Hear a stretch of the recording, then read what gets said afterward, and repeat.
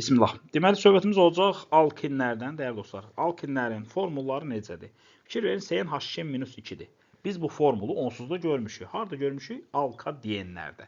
Sadəcə alka deyənlərdə biz demişdik ki, n böyükdür bərabərdir 3-dən, amma indi deyəcək 2-dən böyük bərabərdir. Alka deyənlərdə 2 dənə 2 qat rabitə var idi, amma burada 1 dənə 3 qat rabitə var. Dostlar, bunların ilk nümayəndəsi bu gördüyünüz mübarək maddədir. Biz buna deyəcəyik. 2 dənə elə bir şey karbon var, 3 qat rabitələri var, hərəsində bir dənə hidrogen birləşib. Bunu belə də yaza bilərik və yaxud da belə yaza bilərik. CH 3 qat rabitə CH2. Bunun mübarək bir adı var. Asetilen. Ona görə də bəzən alkinlərə asetilen sırası karbohidrogenlərə və yaxud da etin də deyirlər buna. Etin sırası karbohidrogenləri də deyirlər. İlk nümayəndəyə uyğun olaraq. Belə, dahası keçirik. Alkinlərin adlandırılmasında təbii ki, indicə dedik ki, buna etin və yaxud da asetilen də deyirlər. Bu tarix adlandırma təbii ki, alkinlərin ümumiyyətlə adında olan, daha doğrusu bir tarix adlandırma da demək olmaz buna, alkinlərin adında olan, deməli, an şəkilçisini inlə əvəz eləyəcək. Məsələn, bax, etan idi, etin deyirik. Propan idi, propin deyirik. Nə bilim, butan idi, butin deyirik. Son an şəkilçisini inlə əvəzlədik. Bu belə.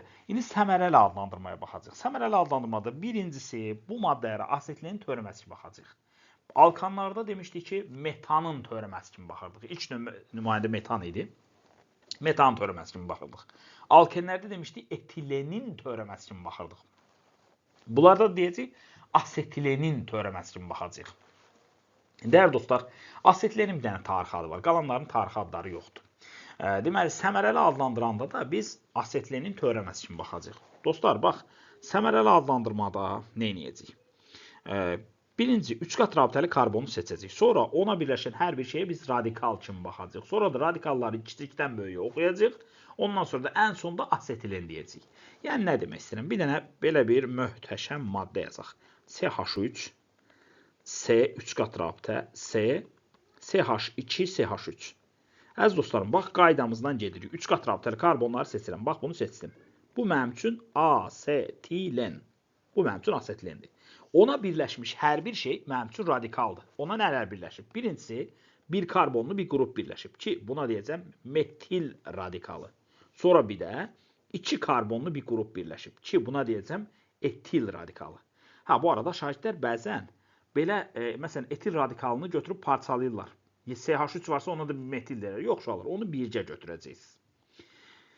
İndi mən bunu adlandıranda nə deyəcəm? Radikalları kiçikdən böyüyə oxuyacam. Yəni, nə demək istəyirəm? Birinci metil deyəcəm, sonra etil deyəcəm, radikallarım bitəcək, ondan sonra da asetilen deyəcəm. Yəni, bu maddəyə deyəcəm metil, etil, asetilen.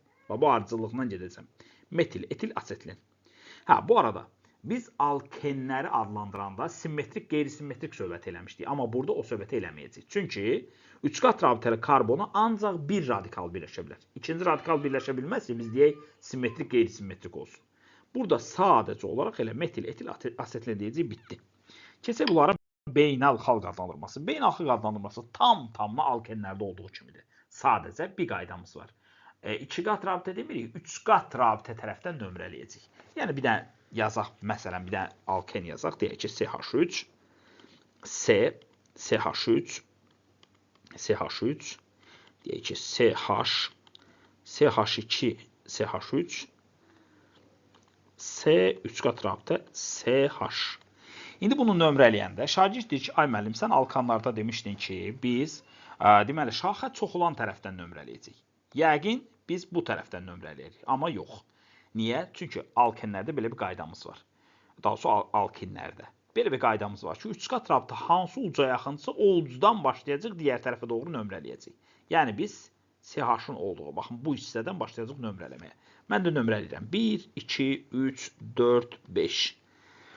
Və nə edirəm? Bax, bu mənim üçün artıq uzun zəncir sayılır. Ondan kənarda olan hər bir şey isə radikal sayılır. Baxaq, radikallarımız nələrdir?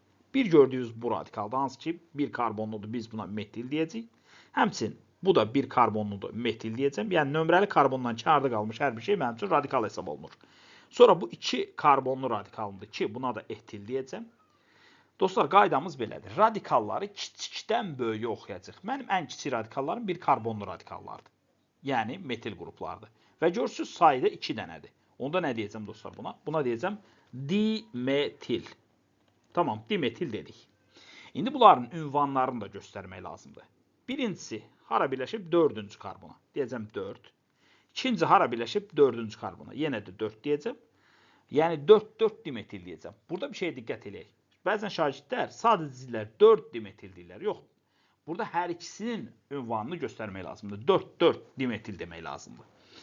Metillərim bitdi. Sonra nə gəlir? Etil radikalım gəlir. Etil radikalı 3-cü karbona birləşib. Nə deyəcəm? 3 etil deyəcəm. Baxın, ünvanını da göstərdim, sonra radikalını özüm dedim. Hə, radikallarım bitdi. Radikallarım bitəndən sonra uzun zəncirin adını deyəcəm. Uzun zəncir, əgər alkan olsaydı, buna mən pentan deyərdim. Çünki 5 dənə karbon var. Amma mən pentin deyəcəm buna. Çünki alkinlərdə an şəkilsini, in şəkilsini əvəz edəcəm. Pentin. Bunu dedim. Ondan sonra da 3 qat rabitənin başladığı karbonun nömrəsini qeyd edəcəm. Yəni dostlar, nə demək istəyirəm? Baxın, 3 qat rabitəmiz birinci karbondan başlayıb, ikinci karbonda bitib. Onu öyle deyəcəm, pentin 1. Bu şəkildə adlandıracağım. Keçirik növbəti məsələmizə. Alkinlərdə izomerlik məsələsidir. Dostlar, alkinlərdə ümumiyyətlə bütün üzv birləşmələrdə olduğu kimi həmçinin alkinlərdə quruluş və optik izomerliyi var. Bunlar nədir? Quruluş və optik izomerlik var. Gəlin elə birinci onları aydınlaşdıraq. Məsələn üçün quruluş izomerliyini çəkirəm. Deməli, deyək ki, mən inşallah hidrogenləri çəkməyəcəm. Deyək, məsələn, belə bir maddəmiz var. C. Bir də belə bir maddəmiz var. Karbon. C, karbon. Fikir verin, hər ikisi 5 karbonlu bir maddədir. Sadəcə biri düz, biri şaxəlidir. Biz bunlara deyəcəyik, bir-birinin quruluş izomeri olan, yəni birinci izomeri növünə aid birləşməyə deyəcəyik.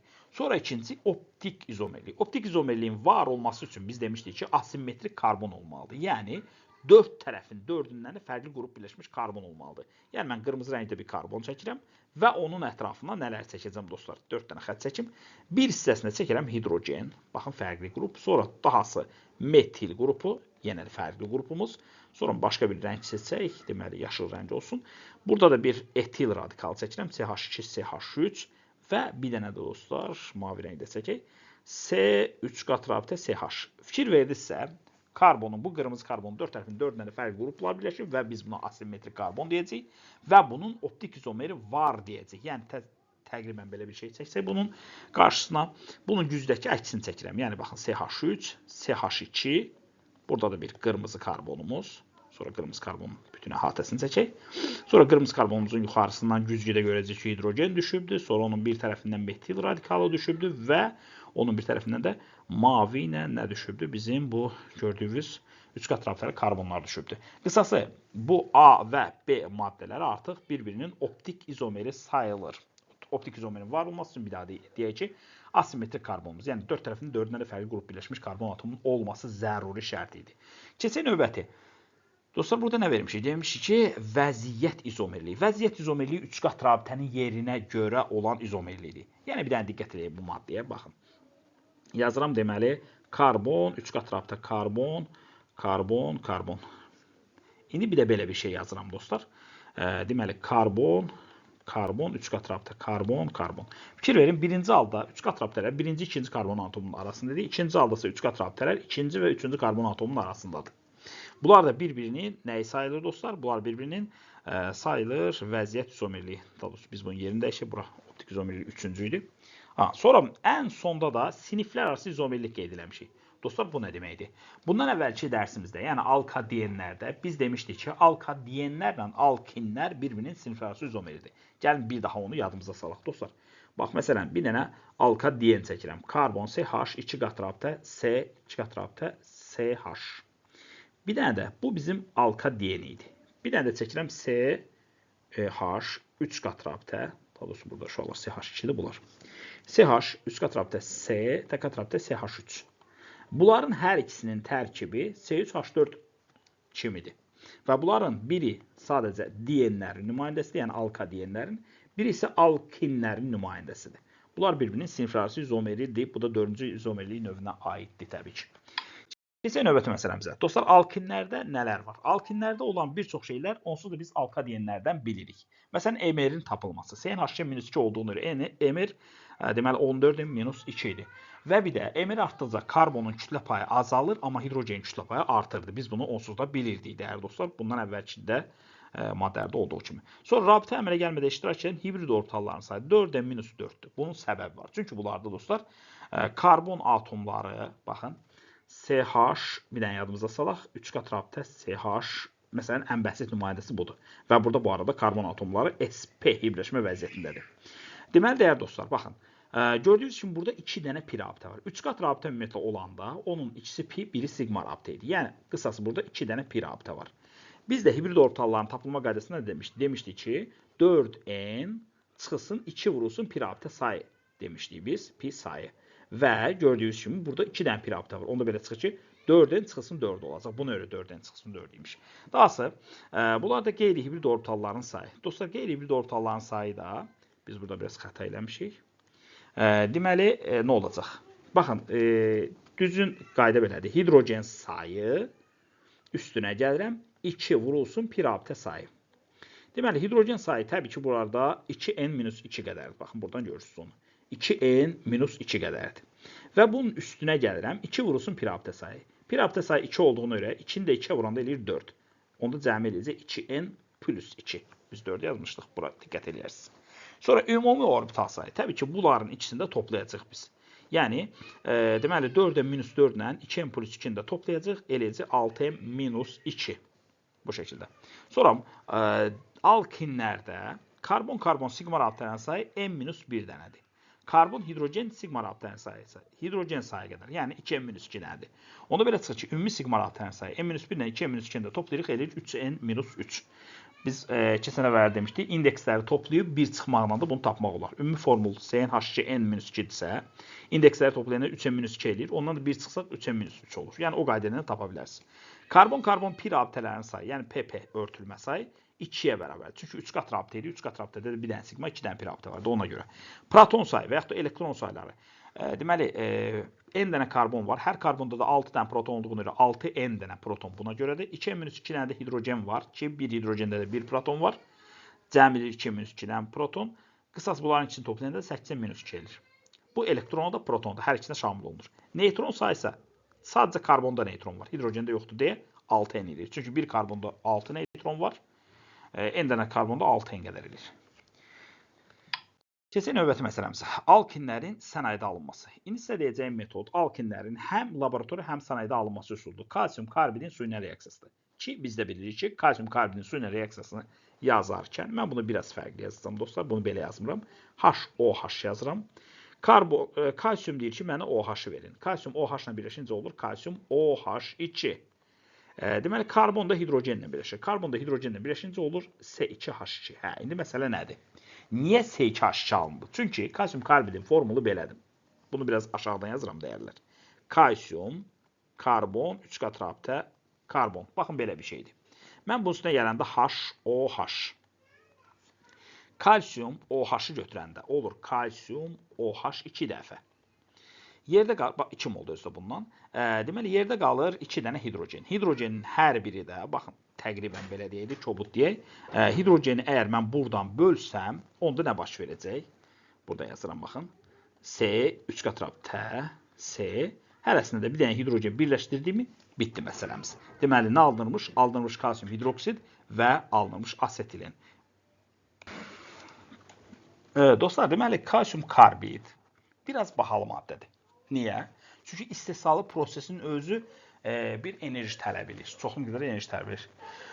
Yəni, belə deyək, pul məsələsinə görə biraz arzu olunan maddədir. Amma çıxış yolumuz, yəni, çox da nəhəng bir çıxış yolumuz yoxdur. Niyə? Çünki kalsium karbiddən asetilen istehsalı çox rahat bir metoddur. Çox rahatdır. Düzdür, xam malı bahadır, amma çox rahat metoddur. Bunu tətbiq eləyirlər. Daha sonra, keçək ikinci söhbətimiz.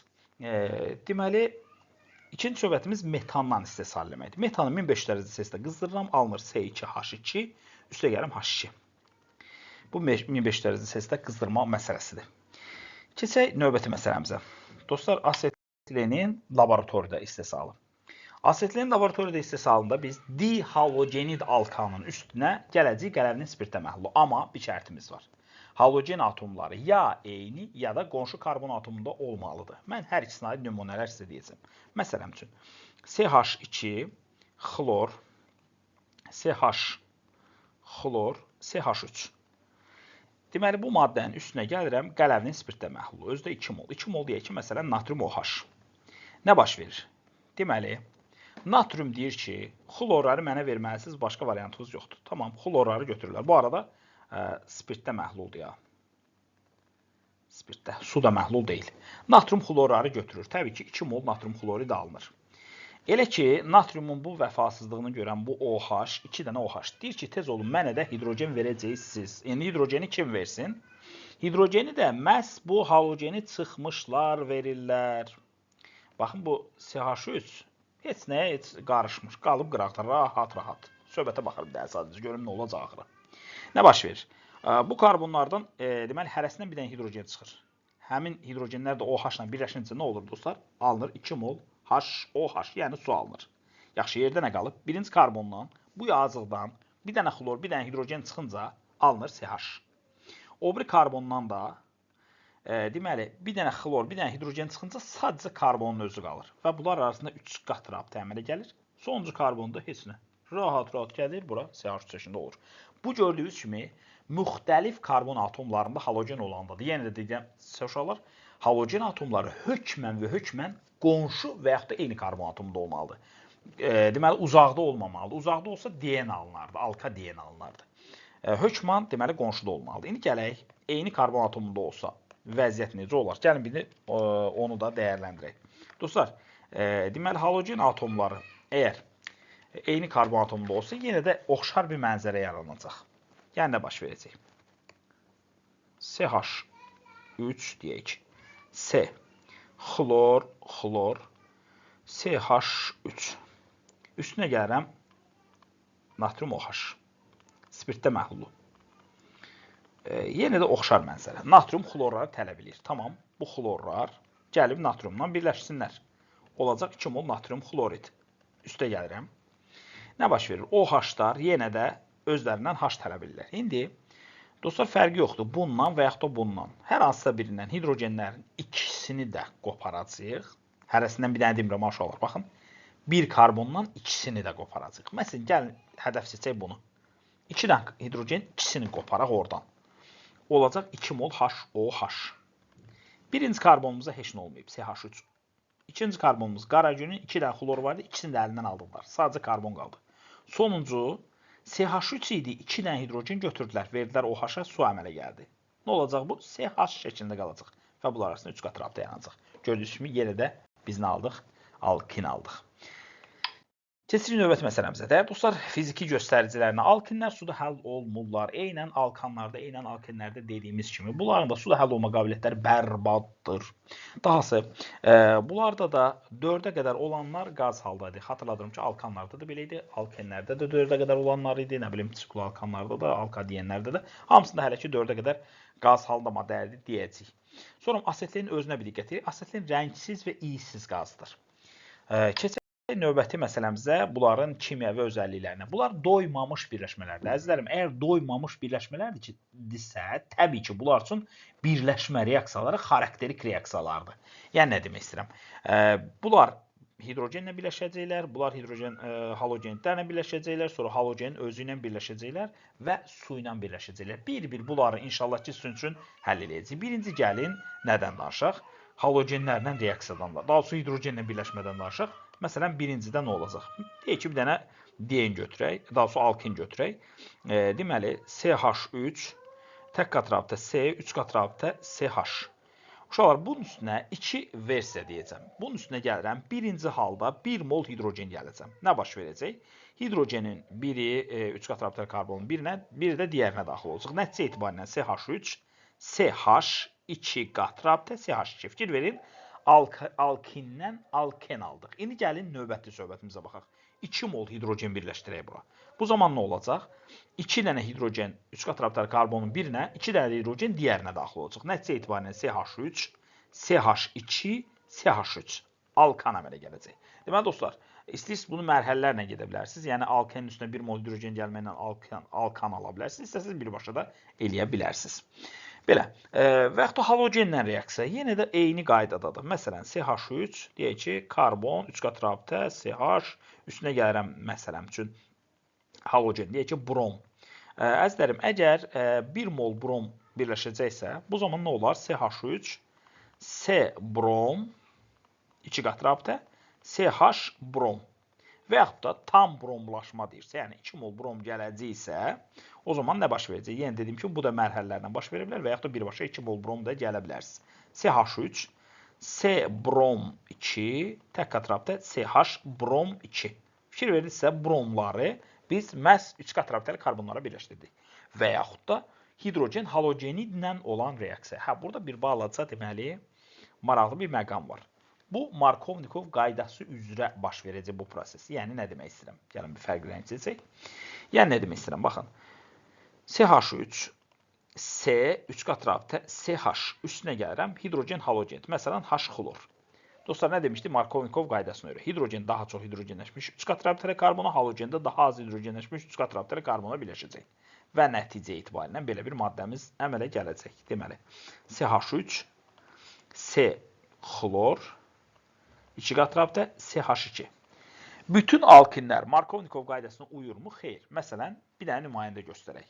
Əgər 3 qat rabitəli karbonlarda hidrogen sayları eynidirsə, o zaman bunlar Markovnikov qaydasına uymazlar. Məsələn, ən populyar nümayəndəsi, baxın bu. CH, 3 qat rabitə CH, yəni asetlin. Bunun üstünə gəlirəm H xlor. Təbii ki, indi biz burada hidrogen daha çox hidrogenləşmişək, amma elə bir şey deyə bilməyəcək, çünki hidrogen sayıları eynidir. Ona görə də keyfimizə görə. Gəlin, hidrogeni bura verək, halogeni də bura verək.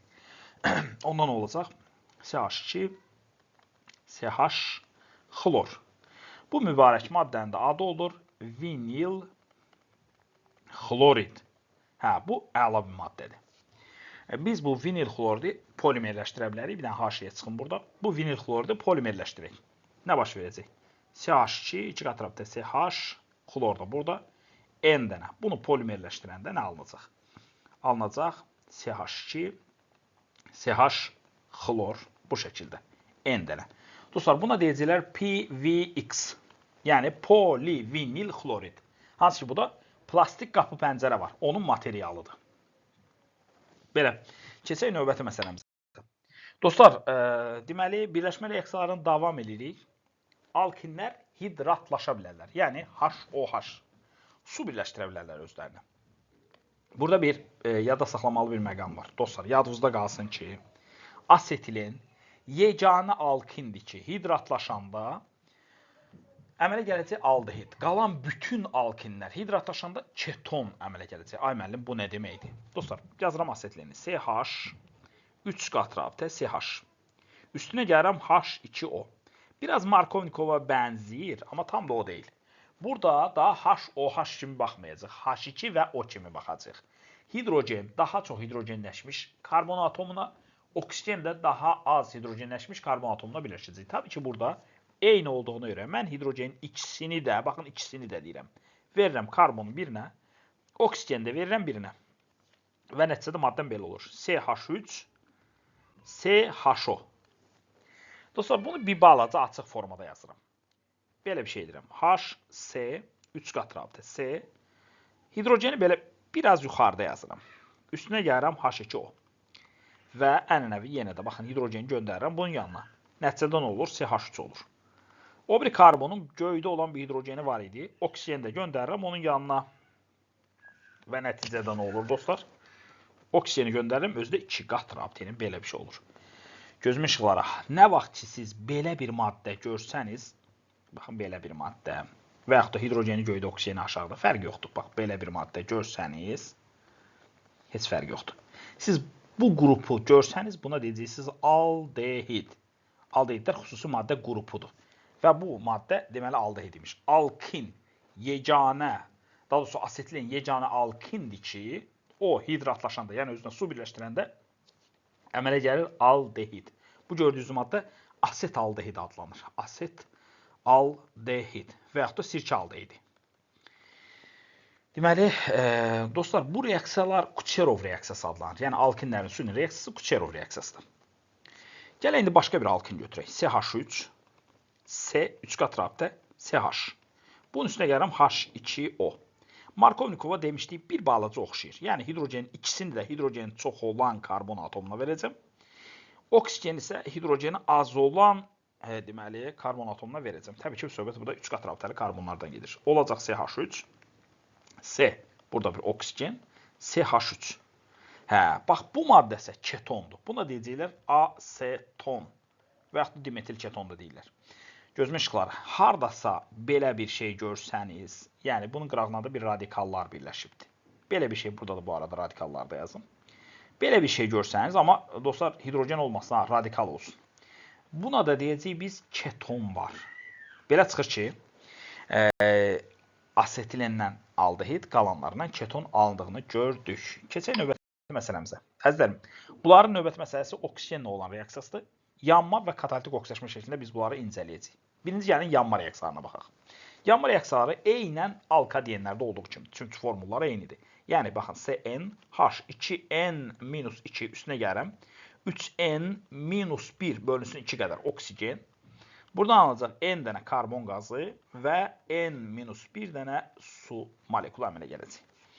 Bir də var katalitik oksidaşması. Mən sizə uşaqlar sadəcə deməli, katalitik oksidaşməni göstərəcəm asetlenin üzərində.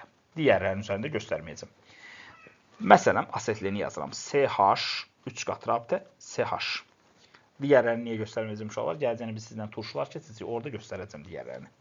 Üstünə gəlirəm bunun, deməli, oksigen.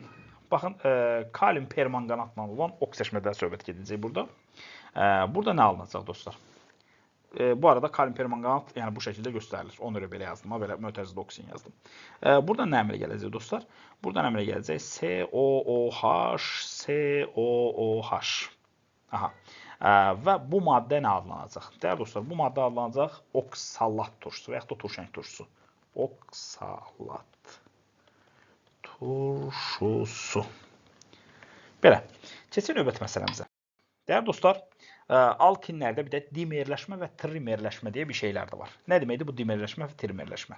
Dostlar, yazıram 2 dənə asetlin molekulu. Yəni H, C, 3 qat rabitə, CH və bir dənəsində yazıram. H, C, 3 qat rabitə, CH. Nə edəcəm dostlar? Bu hidrogeni aparıb verirəm buna və o birisində də yəni ki, ona hidrogen verən kimi avtomatik 3 qat rabitə dağılır. 3 qat rabitə bu tərəfi biz CH2-yə çevirmiş olduq. Bu tərəfdə də 3 qat rabitənin bir qolu da açılmış oldu. Nəticə etibarilə maddə belə oldu. Baxın, CH2, 2 qat rabitə, CH və qolu qaldı açıqda. Yəni, birinci asetlin molekulunun başına gələn müsibətlər bu şəkildə oldu. Dahası, ikinci asetlin molekulda hidrogeni çıxmışdı. Necə qalmışdı? Karbon, 3 qat rabitə, CH qalmışdı. Biz bunları bir-birinə birləşdiririk və alınır bu maddə. Bu qrupun adı vinil qrupu idi əzizlərim. Bu qrupsa tabii ki asetlenin qalığıdır. Asetilen bunun qalığıdır. Onda bu maddəyə deyəcəklər vinil asetilen. Vinil asetilində 2 dənə karbonumuz sp-dədir. 2 dənə karbonumuz sp2-dədir. Dəyərli dostlar, vinil asetilen alkinlərin və yaxud da alka deyənlərin nümayəndəsi deyil. Heç birinə aid deyil. Xüsusən özünün bir yolu, tarixi var. Keçirik sonra trimerləşmə. Trimerləşmə nə deməkdir? Təsəvvür edin, 3 dənə asetlin molekulunu, yəni CH, 3 qat rabitə CH. Bax, 3 dənə bunu biz aktiv kömür üzərindən keçiririk, hava daxil olmadan. Alırıq C6H6, yəni benzolu. Yəni, baxın uşaqlar, bu mübarək maddəni alırıq. İnşallah bunun barəsində gələcəyinə daha geniş danışacağıq. Keçək növbəti məsələmizə.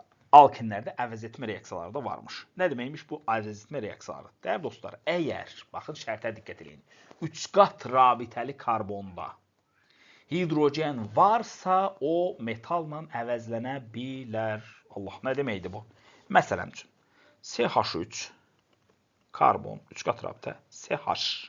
Gördüyünüz kimi 3 qat rabitəli karbonda hidrogen var. Onun üstünə gəlirəm, məsələn, argentum 2O və yaxud da kuprium xlorid və yaxud da natrium.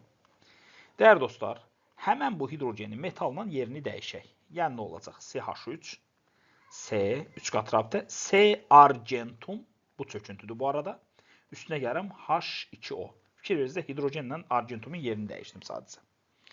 İkincidə, kupriumla hidrogenin yerini dəyişirəm. Olacaq CH3, C 3 qat rabitə, C kuprium, üstünə gəlirəm H xlor. Yenə həmən qaydada bu da çöküntüdür. Son anda da natriumla məhz CH qrupundakının yerini dəyişirəm. CH3, C 3 qat rabitə, C natrium, üstünə gəlirəm H2. Amma bu çöküntü deyil sonuncusu. Dostlar, burada nəyə diqqət etmək lazımdır? 3 qat rabitəli karbonda neçə dənə hidrogen varsa hamısı əvəzlənə bilər. Yəni baxın, məsələn üçün deyirəm. CH3, C 3 qat rabitə, C, CH3. Baxın, bunlar argentum 2O ilə və yaxud da kuprium xloridlə və yaxud da natriumla reaksiya girməyəcək səbəb. Çünki, dostlar, axı 3 qat rabitəli karbonlarda hidrogen yoxdur. Ona görə də bu reaksiya gelməyəcək. Yox, əgər, məsələn, buna diqqət edək. CH, 3 qat rabitə, CH, üstünə gəlirəm, məsələn üçün deyək, argentum 2O. Burada 2 argentumun, daha sonra 2 hidrogenin, ikisi də əvəzlənəcək argentumla. Yəni, argentum, C 3 qat rabitə, C argentum, ki bu da çöküntüdür bu arada. Üstünə gəlirəm H2O. Gördüyünüz kimi 2 hidrogen vardı, ikisi də əvəzlənir. Həmçinin bunu kuprium xloridlə, həmçinin bunu natriumla da reaksiya aparmaq olar, dəyərli dostlar. Son olaraq da dostlar bunların nələrindən danışaq, deməli tətbiq məsələləri. Birincisi PVX var idi. Təbii ki, asetilinin üstünə H xlor gələcək, oradan alınacaq vinil xlorid, vinil xlorid də polimerləşdirəcək, alınacaq polivinil xlorid, yəni PVX alınacaq. Ki bu PVX-dən də nədə istifadə olunacaq? Qap pəncərə istehsalında istifadə olunacaq, boru, nə bilim, naqil izolyator və s. istifadə oluna bilər. Sonra asetilin yandıqda ümumiyyətlə hissli alovla yanır. Məsələn, biz məktəbdə uşaqlarla təcrübə aparanda görürük, asetilin yandırırıq, əməli başda qurum, hiss hər yana yayılır. Onu yandırıb biraz uzaqda qalmaq lazım olur ki, uşaqların üstünə hiss qopmasın, çökməsin. Əməli başda hiss qırıntıları belə havadan qar kimi yağır insanın üstünə. Belə. Və əgər sadəcə havada yanma baş verirsə, burada çox az miqdarda enerji ayrılacaq. Bunun qarşısını almaq üçün insanlar asetilini təmiz oksigəndə yandırırlar. Hə, təmiz oksigəndə yandırırlar da temperatur təsəvvür edin 3000 dərəcəyə qalxır. Və bu da bir nə deməkdir? Bununla istənilən metalı, nə bilim, təbii ki, istənilən metal deyəndə bütün metallardan söhbət gedir. Bir çox metalları əritmək, qaynaq eləmək mümkündür ki, bundan da avtogen qaynağı deyirlər buna. Bundan da istifadə edirlər maşın ustaları. Maşın hissələrini bir-birinə yapışdırırlar falan edirlər, bundan istifadə edirlər. Dostlar, mən bir dənə bir şey qaydım deyim sizə, çox da onun üstündə dayanmadım, ona görə bunu xüsusən deyim. Deməli, belə bir şey var. Alkinlərdə, hökmən uşaqlar, alkinlərdə hökmən 2 dənə karbon atomu sp birləşmə vəziyyətindədir. Hansı karbonlardır? Məhz o 3 qat rabitə ilə birləşən karbonlardır. İkisi belədir, 100%. Hə, yerdə qalan digər karbonlar da sp3-dədir. Asetilində sadəcə 2 karbon var. Yəni, asetilində bütün karbon atomlar sp-dir. Amma asetilindən başqa, məsələn, digər nümayəndəsini götürək. Deyək ki, karbon, C, 3 qat rabitə C. Gördüyünüz kimi, bu bir dənə əlavə karbon sp3-dədir. Çünki sadəcə tək qat rabitəsi var. Deməli, uşaqlar, asetilində bütün karbon atomları eyni birləşmə vəziyyətindədir, yəni sp-dədir. Yerdə qalanlarındasa 2 karbon sp-dədir, qalanları sp3-dədir. Dəyərli dostlar, diqqətinizə görə təşəkkürlər.